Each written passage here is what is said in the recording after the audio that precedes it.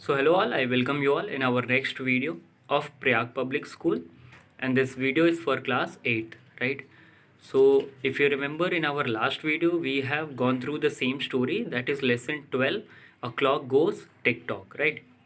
So student, today we are continuing with the same chapter, that is lesson 12, a clock goes tick tock, right? So let's start the story and study further, right? So lesson 12, the clock goes tick tock, which is getting continued. So let's start class. The clock goes tick tock. Galileo thought hard. His experiment confirmed that the time taken for one swing remained the same regardless of the weight attached. Right.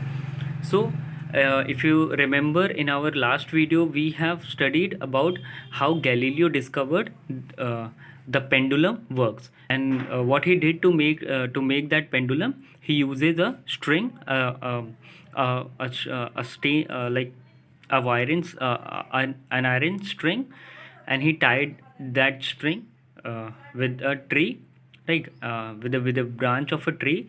And what he did is he on the other end of that string he tied a iron uh, first he tied an iron a piece of iron, right? And then he discovered that as the string was rolling, so uh, in the same manner the that particular piece of iron was also like swinging in the air. Then that piece of iron was changed in with a wooden piece, a piece of wood, right? So he used a piece of wood instead of that piece of iron. So later on also he discovered that a particular iron, or you can say wooden, the piece of wood also swinging in the air, right? So Galileo thought hard. Now Galileo thought hard that how he can make that pendulum, right? His experiment confirmed that the time taken for one swing remained the same. Now his experiment, that pendulum experiment, he came to know that one swing, मतलब एक swing जो होता है, swing मतलब जो हवा में वो घूम रहा था, ठीक है, one swing remained the same, confirm that the time taken for one swing remained the same, और जो समय लगता था एक स्विंग को पूरा का पूरा होने में वो सेम था, ठीक है, वो सेम लगता था कि एक स्विंग मतलब एक बार जब बीच में से उसको खींचा जा रहा है दूसरी ओर, तो जो एक एंड से लेकर के दूसरे एंड तक और फिर दूसरे एंड से लेकर के फिर पहले एंड तक जितना भी ये वन स्विंग हो रहा है उसमें जो समय लग रहा है वो बिल्कुल सेम है, regardless of the weight attached, ठीक है। Regardless means in spite of, मतलब कि बजाय इसके कि जो भी वेट उस स्ट्रिंग के साथ या उस पेंडुलम के साथ अटैच है, उससे कोई फ़र्क नहीं पड़ता कि कितना वेट और किस चीज़ का वेट उससे अटैच्ड है, पर जो एक स्विंग होने का टाइम लग रहा था वो बिल्कुल सेम था। However, the time taken for the pendulum to swing did vary according to the length of the string.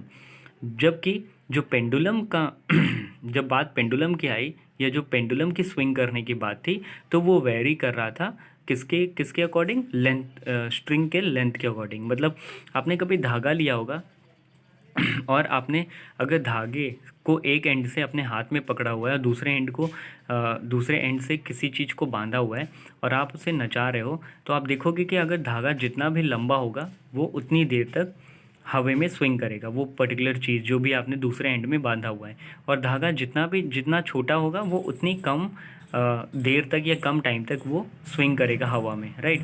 तो ये वही एक्सपेरिमेंट यहाँ पे बता रहा है कि धागा जितना भी छोटा रहेगा वो पेंडुलम उतनी देर तक स्विंग करेगा हवा में, ज़्यादा बड़ा रहेगा तो ज़्यादा करेगा और कम रहेगा तो कम करेगा, right. Galileo, who later went on to study mathematics and became a famous scientist, had discovered the law of the pendulum. This early experiment Galileo, who later went on to study mathematics and became a famous scientist, had discovered the laws of the pendulum, right? अब Galileo जो है, जिन्होंने आगे चल के किसकी पढ़ाई की, मैथमेटिक्स की पढ़ाई की, और बाद में फेमस साइंटिस्ट भी वो बने, right, had discovered the laws of the pendulum, और उन्होंने क्या डिस्कवर्ड किया, पेंडुलम के laws, right. This early experiment made him realise later that the pendulum which was a weight fixed to a rod or cord could be used to regulate the movements of a clock once it was put in motion, right. So this early experiment made him realize that the pendulum, ठीक है. तो इसके ये जो early experiment है pendulum को बनाने को लेकर के, सो बाद में उसे रियलाइज़ हुआ कि अगर हम पेंडुलम का यूज़ करें, ठीक है, which was a weight fix to a rod और कॉर्ड, अगर हम उस पेंडुलम को, जो कि पेंडुलम हवा में स्विंग करेगा, अगर उस पेंडुलम को किसी भी वेट से अटैच कर दिया जाए, ठीक है, किसी रॉड या कॉर्ड के वेट से अटैच कर दिया जाए, ठीक है, could be use to regulate the movements of a clock. तो अगर हम किसी उस पेंडुलम को किसी भी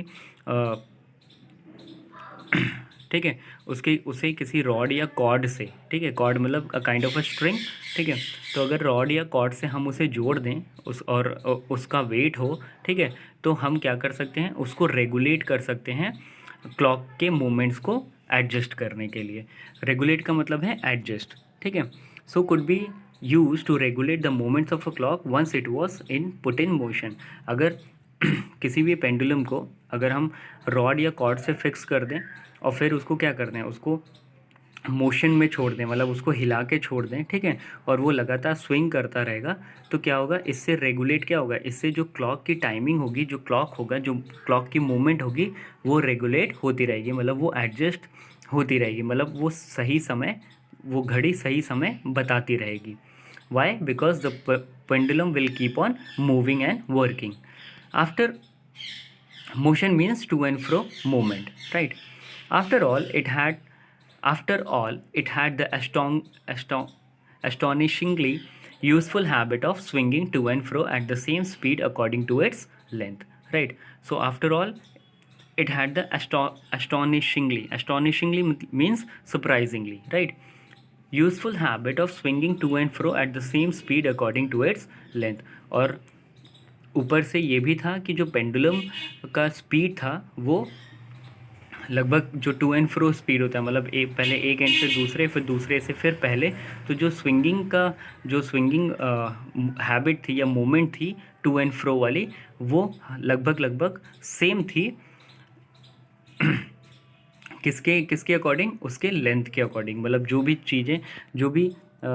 भी चीज़ उससे टाई अप होती, अगर उसका लेंथ ज़्यादा हो तो वो ज़्यादा देर तक स्विंग करता, और अगर कम होती तो वो कम देर तक स्विंग करता या कम टाइम तक स्विंग करता. Late proceed further class. However, 7 decades passed before a Dutch scientist, Christian Huygens, adopted Galileo's idea to build the first pendulum clock with the regulating movement. और हालांकि 7 साल बाद, मतलब 70 साल बाद, 7 डिकेड्स, मतलब decades means set of 10 years, तो लगभग 70 साल हो चुके थे जब गैलीलियो ने पेंडुलम बनाना शुरू किया था. उसी के 70 साल बाद एक डच साइंटिस्ट जिसका नाम क्या था, क्रिश्चियन ह्यूगेंस, उन्होंने गैलीलियो का आइडिया अडॉप्ट किया, ठीक है, अडॉप्टेड मीन्स एक्सेप्ट किया, ठीक है, और उन्होंने फिर फर्स्ट पेंडुलम क्लॉक बनाई जो कि क्या था, जिसमें कि पेंडुलम रेगुलेटिंग मूवमेंट में था, और उसके हेल्प से घड़ी का जो समय रहता था वो भी सही चलता था. Galileo remarkable discovery ushered in the era of accurate timekeeping. So Galileo's remarkable discovery. अब गैलीलियो की रिमार्केबल डिस्कवरी क्या थी, वो थी इस पेंडुलम के बारे में पता लगाना या इस पेंडुलम को डिस्कवर करना. So ushered in means beginning of something in the era. तो इसका मतलब है जो गैलीलियो की डिस्कवरी थी वो हमें एक दूसरे एरा मीन्स टाइम, एक दूसरे समय में पहुंचा दिया था. क्योंकि जब कभी भी किसी नई चीज़ की डिस्कवरी होती है तो हमें पूरे पॉपुलेशन को या पूरी दुनिया को वो एक लेवल ऊपर कर देता है, right.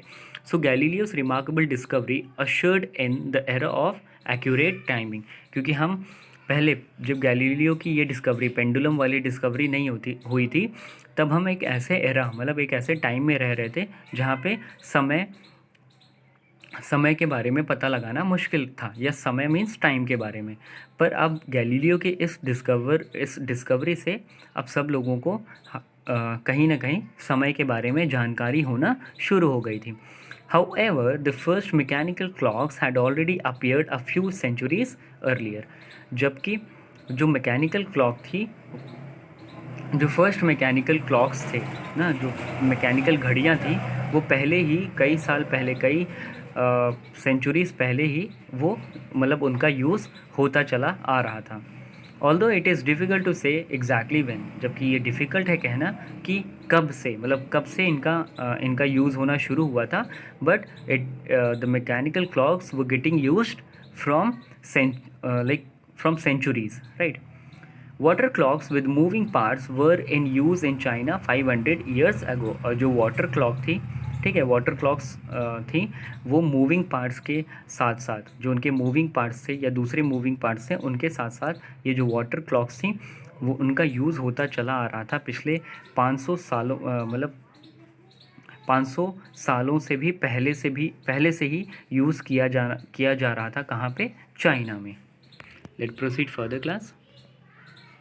Around the 13th century AD, the first mechanical clocks appeared in monasteries in Europe and were operated by monks. और लगभग 13 AD में जो फर्स्ट मैकेनिकल क्लॉक्स जो के बारे में बताया गया था या दिखाई दी थी, वो हमें कब दी थी? जो फर्स्ट मैकेनिकल क्लॉक्स थी वो 13th सेंचुरी AD में दिखाई दी थी, या उनका जिक्र हुआ था, जो कि कहाँ पे था? जो कि कहाँ पे उनको पाया गया था? यूरोप में, in monasteries. Monasteries means where monks live, मतलब जो साधु या संत होते हैं, उन वो जिस जगह पे रहते हैं इकट्ठे ग्रुप में, उन्हें हम मोनेस्ट्रीज कहते हैं। तो पहले जो मैकेनिकल क्लॉक, जो पहली मैकेनिकल क्लॉक देखी गई थी, वो कहाँ देखी गई थी? वो मोनेस्ट्रीज में देखी गई थी, जो कि कहाँ था? उस मोनेस्ट्रीज में, जो कि यूरोप में था। And were operated by monks. Operated means to run और टू यूज़। और इनका यूज़ या रन कौन करता था इस मैकेनिकल क्लॉक्स को, या इन मैकेनिकल क्लॉक्स को? वो मॉन्क्स करते थे। दे वर enormous structure, often weighing several tons, and were made by unknown ironsmiths, right? So they were enormous. Enormous means large. ये ऐसी घड़ियाँ होती थी जो कि बहुत बड़ी रहती थी, ठीक है, कई कई टन्स की रहती थी। टन्स मीन्स इनका वेट बहुत ज़्यादा रहता था, और इन्होंने इनको बहुत से उन लोगों ने बताया था उन लोगों ने बनाया था जिनको हम लोहार कहते हैं। आयरन स्मिथ मीन्स लोहे का काम जो करते हैं, उन मतलब पता नहीं था या पता नहीं है कि किन लोगों ने बनाया था, बट वो जो लोग बनाए थे वो लोहार थे, means iron Smith. Late proceed further class.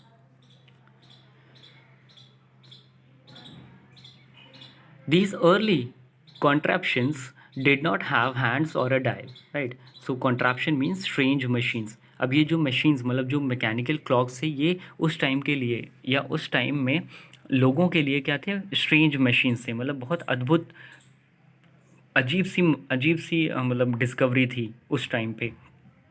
इन मैकेनिकल क्लॉक्स जो डिस्कवर हुई थी उस टाइम पे, वो बड़ी स्ट्रेंज थी, मतलब बहुत अजीब थी। These early contraptions means strange machines did not have hands or a dial, right? So ये जो contraption, मतलब ये जो मैकेनिकल क्लॉक्स थी उस टाइम पे जो यूज़ की जा रही थी, वो बहुत, पहली बात तो बहुत अजीबो गरीब थी, ठीक है, बड़ा अजीब सा शेप था, बहुत भारी हुआ करती थी, ठीक है। और दूसरी चीज़, इनके हैंड्स और डायल्स नहीं होते थे, जैसे कि अभी आप घड़ियों में देख सकते हो कि हैंड्स होते हैं, डायल्स होते हैं, and all that. They did not even strike the hour, और उसमें टाइम का भी बिल्कुल भी पता नहीं चलता था, या वो ये ऐसी घड़ियाँ थी जो कि टाइम या समय के बारे में नहीं बताया करती थी। They were use to alter somebody और to toll a bell that called monks to prayer. बस, जबकि ये घड़ियाँ किस तरीके से यूज़ किया जाता था इनको, ताकि ये जब बजती थी तो ये पता चल जाता था कि मॉन्क्स के प्रेयर होने का टाइम हो रहा है। Their movements were simple and noisy, और उनके जो मूवमेंट्स थे वो बहुत सिंपल तो थे, पर बहुत आवाज़ भी होती थी। क्यों?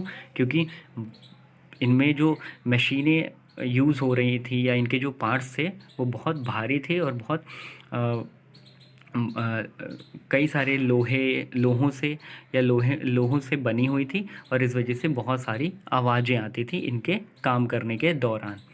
There movements were simple and noisy as they were driven by weights and wheels, क्योंकि बहुत सारे वेट्स और व्हील्स से इनको चलाया जाता था। Late proceed further class. The first clocks were nearly always placed on church और बेल टावर्स। अब लगभग बहुत पहले की बात है ये, या पहले टाइम में क्या करते थे, जो क्लॉक्स होती थी वो ज़्यादातर कहाँ लगाई जाती थी, चर्च या बेल टावर्स पे, so that everybody could see और at least hear them in the town, जिससे कि हर कोई उनको देख सके और सुन सके टाउन में। इसीलिए वो बहुत ऊंची जगह पे लगाई जाती थी, और ऊंची जगह उस टाइम पे क्या होती थी, चर्च होता था या तो bell towers. They were called turret clocks, और उनको क्या बोला जाता था, turret clocks. They were not of much use when they were out of sight और ईयर शॉट, जबकि इन घड़ियों का ज़्यादा कोई यूज़ नहीं होता था, या ये एकदम इनका इनका यूज़ होना बेकार हो जाता था। ठीक है, कब, जब ये इनसे कोई इनको कोई देख नहीं सकता था या इनको कोई सुन नहीं सकता था। ठीक है, क्योंकि मान लो अगर ये घड़ी आवाज़ कर रही है पर अगर कोई सुन नहीं पा रहा है, कोई देख नहीं पा रहा है, तो इन घड़ियों का जो यूज़ होता था वो बेजान सा रह जाता था, मतलब कोई मतलब नहीं रह जाता था इन घड़ियों का इतनी ऊपर लगे होना। For those people who wanted to move about and still know the time, और उन लोगों के लिए भी जो इधर उधर दूर कहीं निकल जाते थे पर उनको पता होता था कि समय क्या हो रहा है। ठीक है, तो ऐसे लोगों के लिए भी इन घड़ियों का ज़्यादा महत्व नहीं था, या ज़्यादा इम्पोर्टेंस नहीं था। However despite their crude working, crude means unaccurate working, however, जबकि मतलब इन घड़ियों का कोई काम तो नहीं था। पहली बात क्यों, क्योंकि लोगों के भी काम नहीं आती थी, क्योंकि इतने ऊपर इनको लगाया जाता था कि लोग इनको सही से देख भी नहीं पाते थे ना सुन पाते थे। दूसरी बात, ये इनमें डायल या हैंड्स भी नहीं था कि ये सही टाइम बता सकें। ठीक है, और ये एक्यूरेट टाइम भी नहीं बताती थी। ये वैसी घड़ियाँ नहीं थी जो कि टाइम बताए या एक्यूरेट टाइम बताए, राइट। सो जबकि ये एक्यूरेट टाइम नहीं बताती थी, फिर भी ये कई सालों तक, लगातार कई सालों तक इनका यूज़ रहा, मतलब लोग इनकी हेल्प लिया करते थे।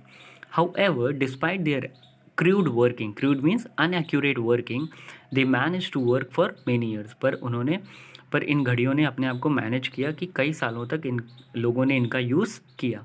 Although they did not always tell the correct time, जबकि इन्होंने कभी भी लोगों को सही टाइम नहीं बताया या नहीं बता पाई, right. Because at that time they were only getting used by the monks, क्योंकि वो साधु या सन्यासी लोग यूज़ करते थे, और वो अपने प्रेयर टाइम जो प्रेयर की टाइमिंग है या टाइम होती थी उसके लिए यूज़ करते थे, ना कि समय के लिए। तो हमेशा से इन घड़ियों ने कभी भी किसी भी इंसान को एक्यूरेट टाइम या टाइम सही से नहीं बताया, या बिल्कुल भी समय के बारे में नहीं बताया।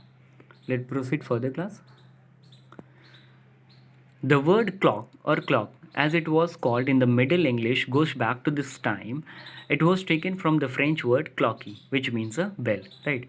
अब जो वर्ड है क्लॉक या क्लॉक जो हम यूज़ करते हैं अभी इंग्लिश में, ये वर्ड कहाँ से आया है? ये फ्रेंच वर्ड है, जो कि फ्रेंच वर्ड से आया है, जिसका नाम क्या था? क्लॉकी, जिसका और उसका मतलब क्या था? Bell, right. सो क्लॉकी जो है वो क्लॉकी, ये फ्रेंच वर्ड है जिसका मतलब था बेल, और इसी क्लॉकी वर्ड से हमारे पास क्लॉक वर्ड आया है, जो कि हम इंग्लिश में आज भी यूज़ करते हैं।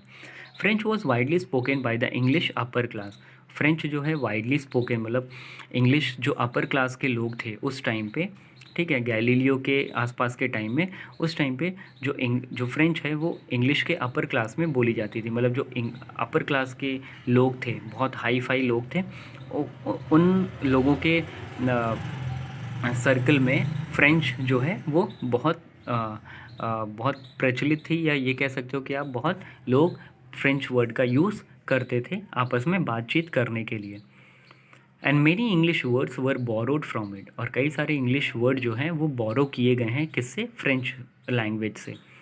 Bells were therefore associated with clocks in those early days of mechanical time keeping, और जो बेल जो वर्ड है वो क्लॉक से एसोसिएट था उस टाइम पे जब मैकेनिकल टाइम कीपिंग या मैकेनिकल क्लॉक का यूज़ किया जाता था. In fact, even before mechanical clocks existed, churches and monasteries rang bells to tell the common folk. Folk means people that it was time for prayers. Right. So पुराने समय में mechanical clock जब use की जाती थी उससे बहुत पहले चर्च होते थे और मोनेस्ट्रीज़ जो होती थी, जो मॉन्क एरियाज़ होते थे, वो बेल को रैंग करते थे लोगों को, मतलब आम लोगों को ये इत्तला करने के लिए या बताने के लिए कि अब कौन सा समय हो गया है, अब प्रेयर का समय हो रहा है. The devotees would stop all their activities to say their prayers. और जो लोग इस बेल को सुन लेते थे वो डिवोटीज़ मीन्स रिलीजियस पीपल, मतलब जो लोग प्रार्थना करते हैं या प्रेयर करते हैं, ठीक है. तो वो सारे डिवोटीज़ जो हैं वो क्या करते थे, अपनी सारी एक्टिविटी, जैसे वो ये बेल का बजना सुन लेते थे, वो अपनी सारी एक्टिविटीज़ छोड़ के क्या करते थे, वो प्रेयर करने में लग जाते थे. Right. So let proceed further class. So homework students, you all have to write down the word meanings in the classwork copy and meanings in the book, right? So what you have to do is in the same manner that as I have written the word the meanings in my book, same in the very same manner you also have to write the meanings in your book first of all, and then you have to write down the word with the meanings in your classwork copy, right? Then read this chapter a little further so that next time when I will be teaching this chapter again, you all will be able to understand it, right? So students, in our next class we will continue with the same chapter. Till then, take care and stay safe. Thank you class.